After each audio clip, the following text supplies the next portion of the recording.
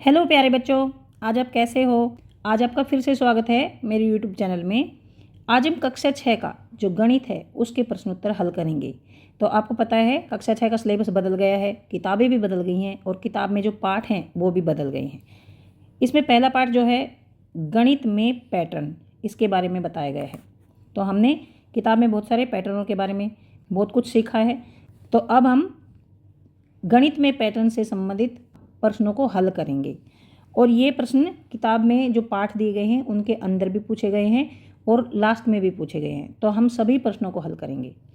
तो इसमें यह है एनसीईआरटी कॉर्नर, मतलब एनसीईआरटी की किताबें हैं और उनमें जो प्रश्न पूछे गए हैं वो सभी एनसीईआरटी कॉर्नर के अंदर आते हैं। तो अब हम शुरू करते हैं, पहले पाठ के अंदर के प्रश्न उत्तर हल करेंगे। यहाँ पर देखिए प्रश्न 2, अंतः पाठीय प्रश्न, पाठ के अंदर के प्रश्न, और प्रश्न नंबर 2 पर दे रखे हैं ये।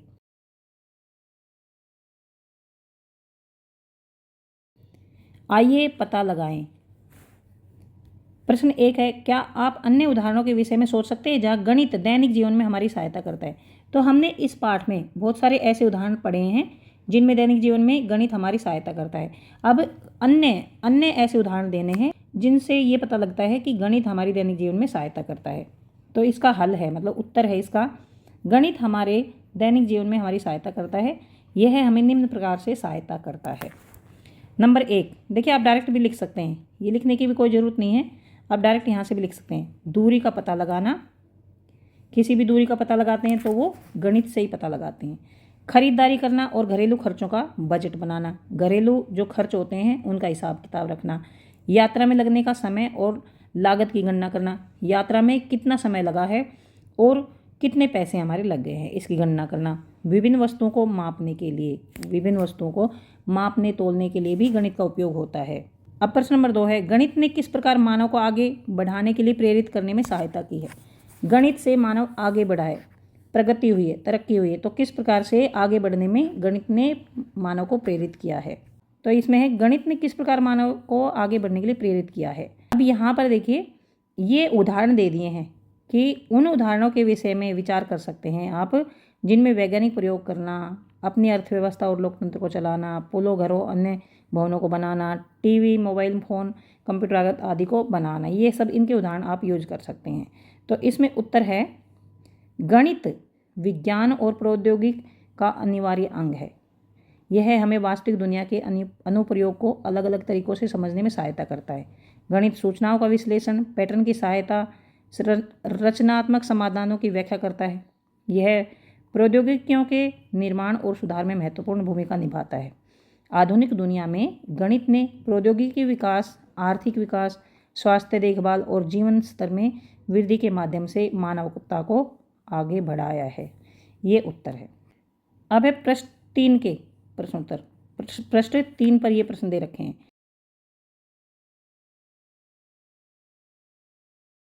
आइए पता लगाएं। प्रश्न 1, क्या आप सारणी 1 में दिए गए अनुक्रम में पैटर्न की पहचान कर सकते हो।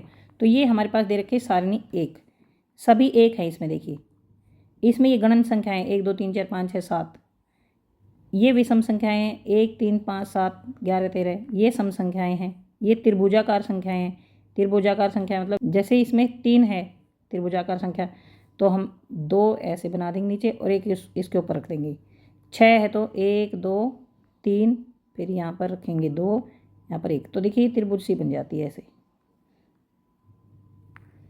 तो यह है त्रिभुजाकार संख्याएं। वर्ग संख्याएं, जैसे 1 का वर्ग 1 है, 2 का वर्ग 4 है, 3 का वर्ग 9 है, 4 का वर्ग 16, ये वर्ग संख्याएं हैं।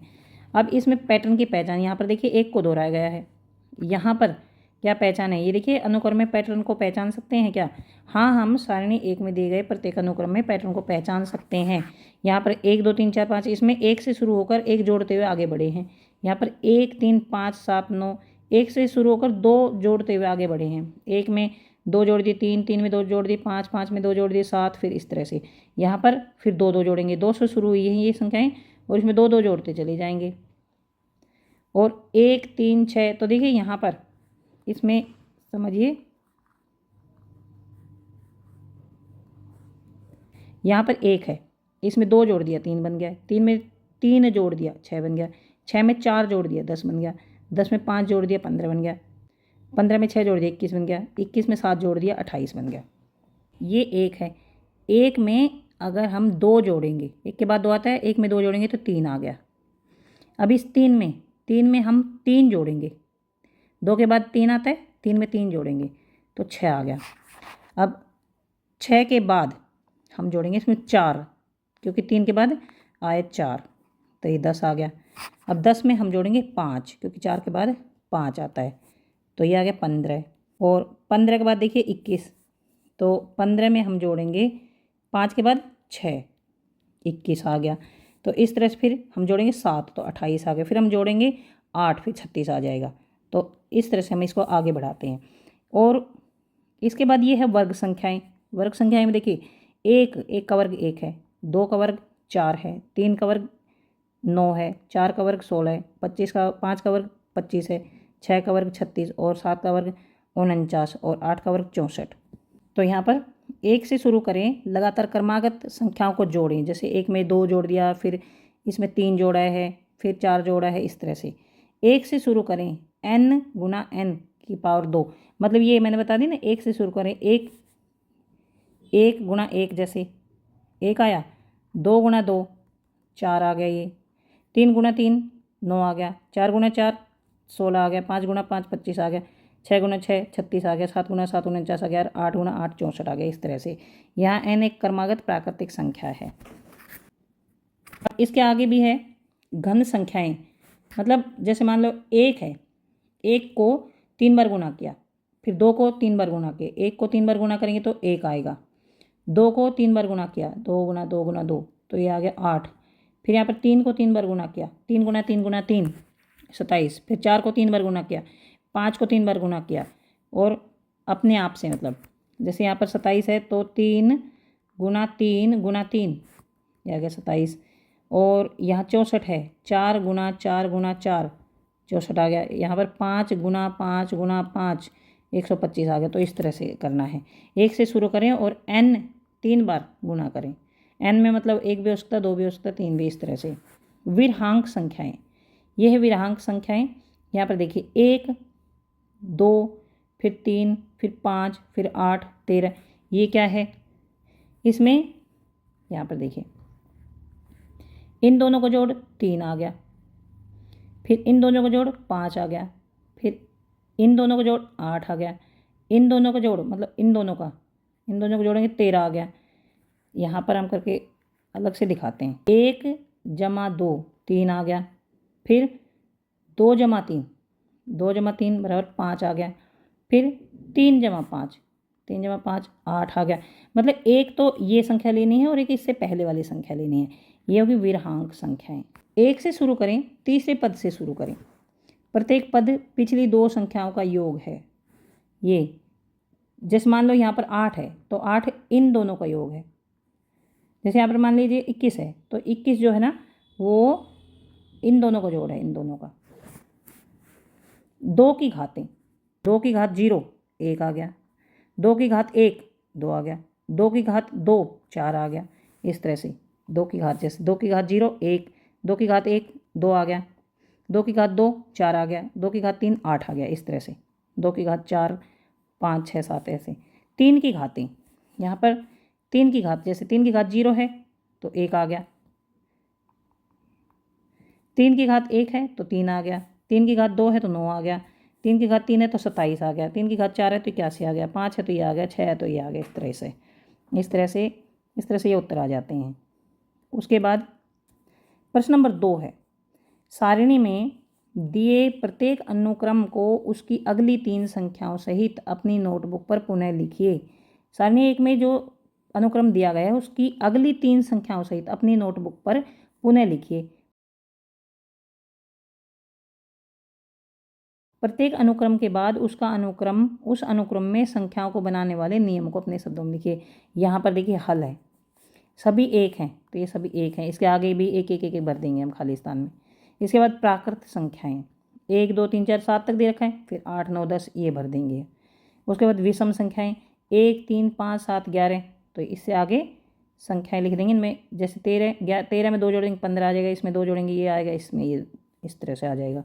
सम संख्याएं जैसे ये दे रखी हैं इसके आगे 2 2 जोड़ देंगे, ये आ जाएगा। इसके बाद त्रिभुजाकार संख्याएं 1 3 6 10 15 21 28। तो यहाँ पर देखिए अगली प्राकृत संख्या को पिछली में जोड़ने पर, जैसे 1 में 2 जोड़ा, मैंने बताया था पहले 1 में 2 जोड़ा 3 आ गया, 3 में 3 जोड़ा 6 आ गया, 6 में 4 जोड़ा, 6 में 4 जोड़ा और फिर 10 आ गया, 10 में 5 जोड़ा 15 आ गया, 15 में 6 जोड़ा 21 आ गया, 21 में 7 जोड़ा 28 आ गया, और 28 में 8 जोड़ा, फिर इसमें 9 जोड़ा, इसमें 10 जोड़ा, इसमें 11 जोड़ेंगे, इस तरह से इसमें 3 और इसमें 2, ऐसे आएंगी त्रिभुजाकार संख्याएं। वर्ग संख्याएं जो होती हैं ना, जैसे 1 का वर्ग 1, 2 का वर्ग 2 को 2 से गुणा किया, 3 को 3 से गुणा किया, फिर 4 को 4 से गुणा किया, 5 को 5 से गुणा किया, 6 को 6 से गुणा किया, इस तरह से ये 1 को 1 गुणा करने पर ये आई, 2 को 2 करने पर ये आई, 3 को 3 करने पर ये आई, 4 को 4 गुणा करने पर ये आई, और 5 को 5 करने पर ये आई, इस तरह से भर देंगे हम। घन संख्याएं, घन में 1 को 3 बार गुणा किया है, 1 आता है, फिर 2 को 3 बार गुणा किया है तो ये 8 आया है, फिर 3 को 3 बार गुणा किया है, यह है 27, फिर 4 को 4 बार गुणा किया, इस तरह से घन संख्याएं आ जाएंगी।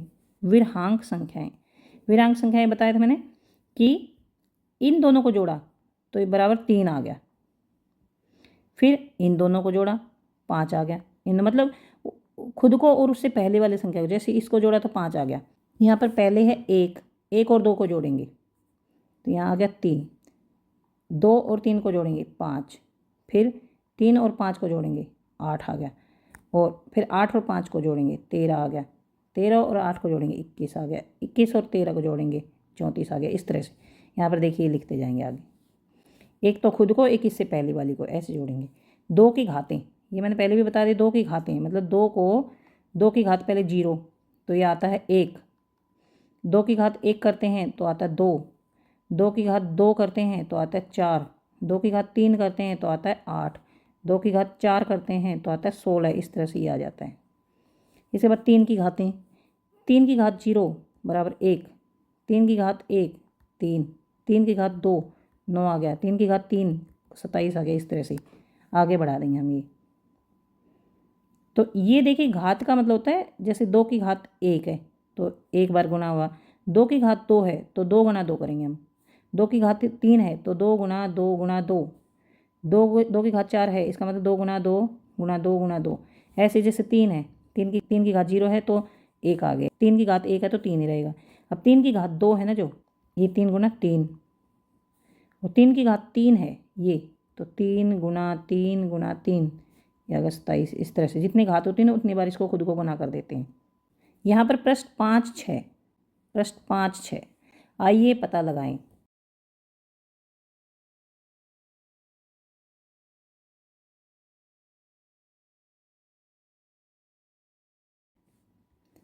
प्रश्न 1 है, सारणी 2 में दिए गए संख्या अनुक्रमों को चित्रात्मक रूप में दर्शाने के लिए अपनी नोटबुक में प्रतिलिपि बनाकर प्रत्येक अनुक्रम के लिए अगला चित्र बनाओ। यहाँ पर सारणी 2 में ये दे रखे हैं ना, सारणी 2 में ये सब सारणी 2 में दे रखे हैं।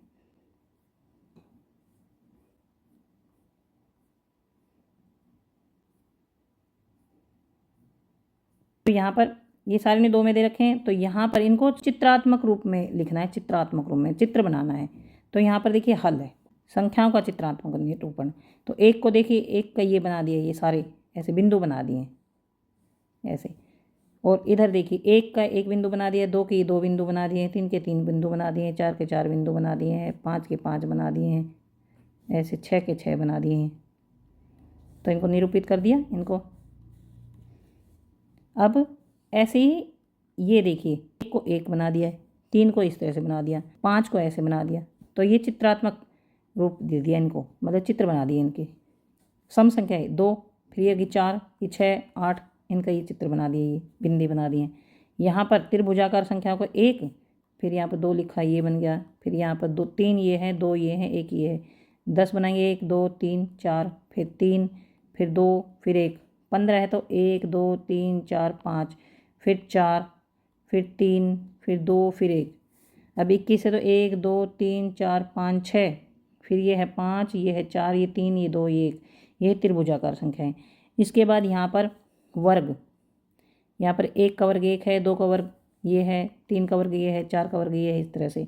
फिर यहाँ पर घन, मतलब 3 बार गुना होगा, 1 को 3 बार गुना करना, 1 1 1, ये आ गया 1। यहाँ 2 का घन है ये, तो 2 की घात 3 है ये, तो ये हो गया 2 गुना 2 गुना 2। यहाँ पर 3 की घात 3 है ये, तो 3 गुना 3 गुना 3। यहाँ 4 की घात 3 है ये, 4 गुना 4 गुना 4। यहाँ 5 की घात 3 है, 5 गुना 5 गुना 5। यहाँ 6 की घात 3 है, तो 6 गुना 6 गुना 6, इस तरह से आ जाएगा ये।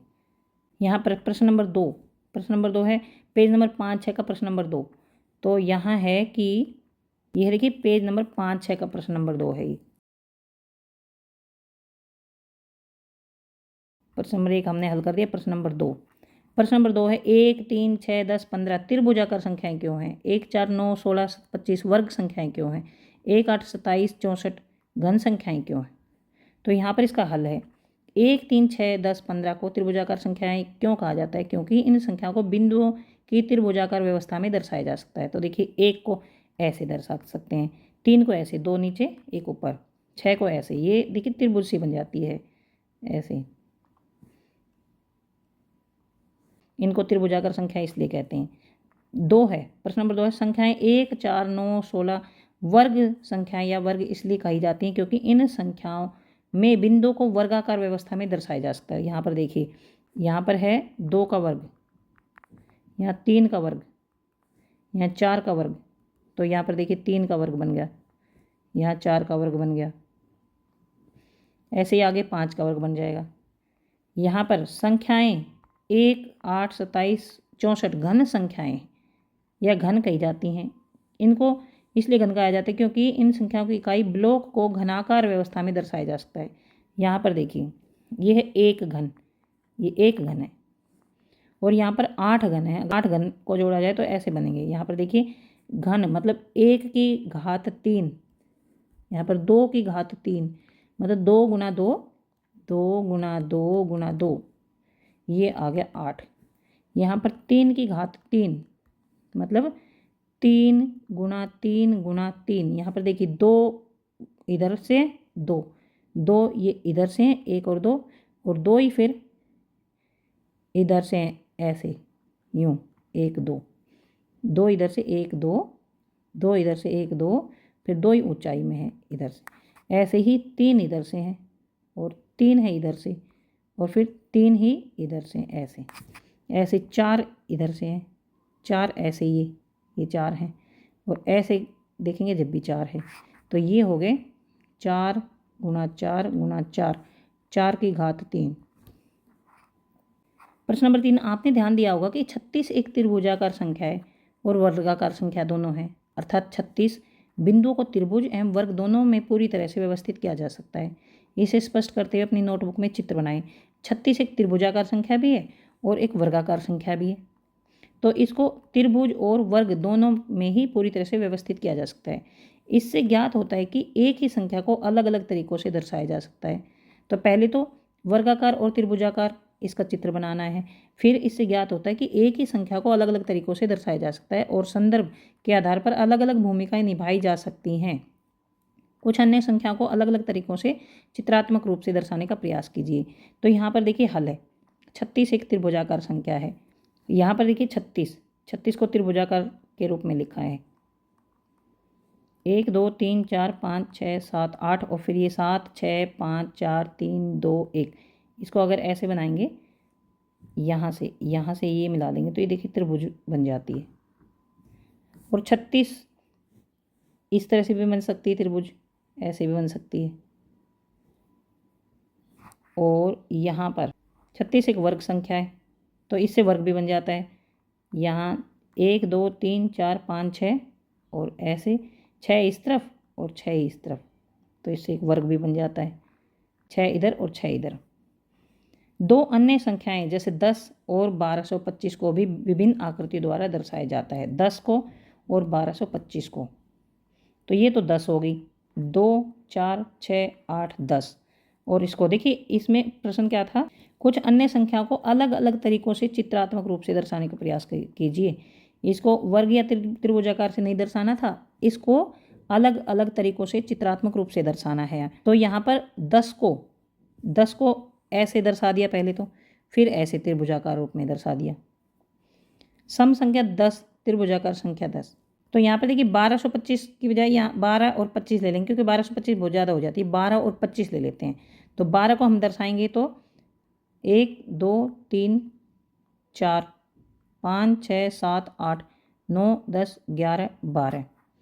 तो ये इस तरह से दर्शा दिए। तो हमने एक हम ऐसे भी दर्शा सकते हैं, 1 2 3 1 2 3 1 2 3 1 2 3 12 को ऐसे भी दर्शा सकते हैं और आयत रूप में भी दर्शा सकते हैं। अब ये 25 है, 25 को भी हम अलग अलग तरह से दर्शा सकते हैं।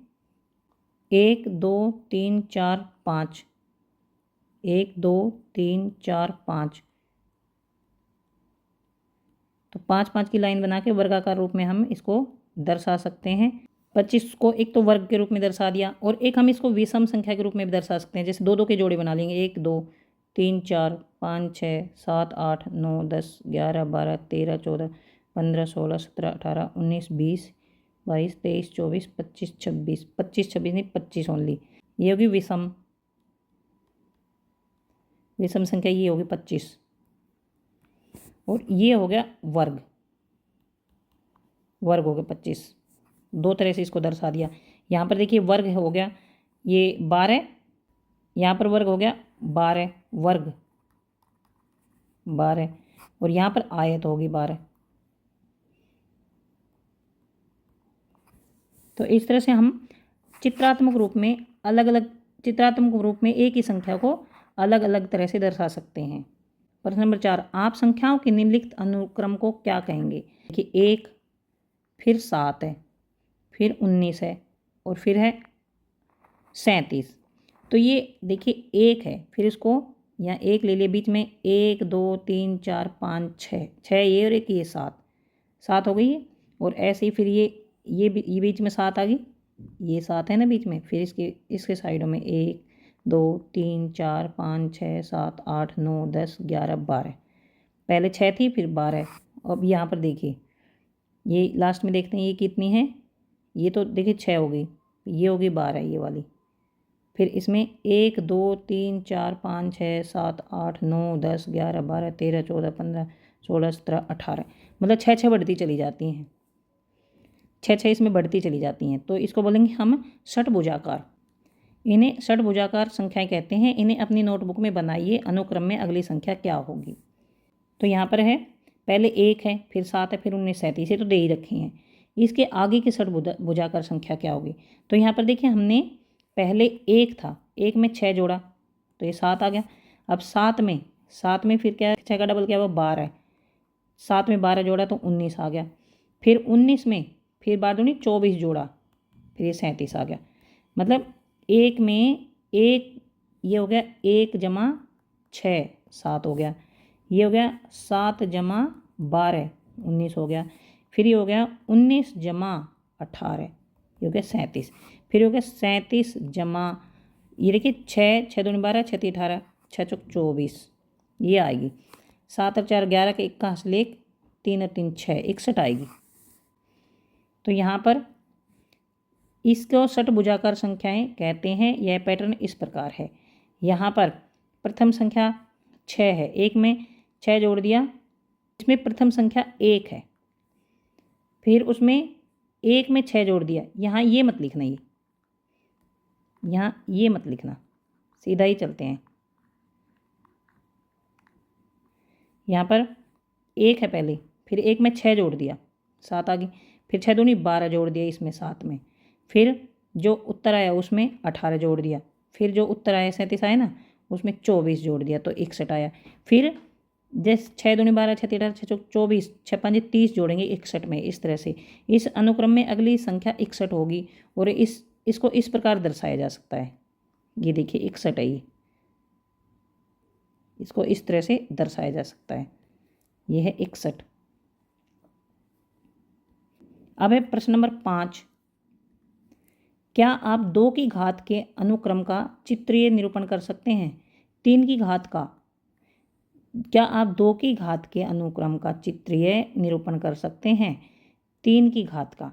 यहाँ 2 की घात के चित्रात्मक प्रस्तुतिकरण का एक संभावित तरीका दिया गया है। यहाँ पर देखिए 2 की घात 0, 2 की घात 1, 2 की घात 2, 2 की घात 3 और 2 की घात 4। 2 की घात 1 आ गया 2, 2 की घात 2 आ गया 4, 2 की घात 3 आ गया 8, 2 की घात 4 आ गया 16। तो यहाँ पर 2 की घात का के अनुक्रम का चित्रीय निरूपण, यहाँ पर ये 2 की घात 0 होती है ना, वो 1 होता है, तो 1 है ये। 2 की घात 1 हो गया 2, तो ये 2 बिंदु बना दिए। और 2 की घात 2 ये 4 बिंदु बना दिए हैं।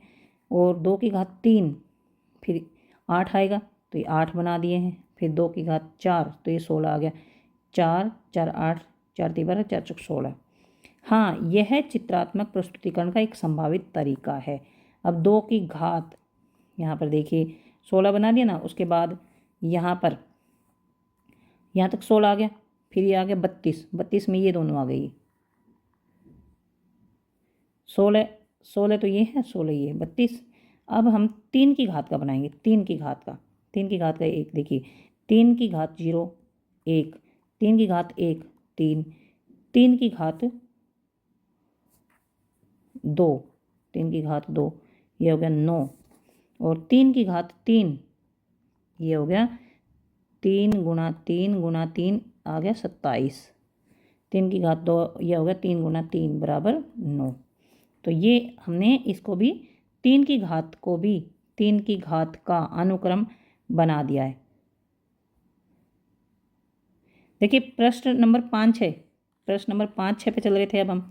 उसके बाद पृष्ठ 6 पर भी है अंतःपाठी प्रश्न, संख्या अनुक्रमों के बीच संबंध। कभी कभी संख्या अनुक्रम आश्चर्यजनक तरीकों से एक दूसरे से संबंधित हो सकते हैं।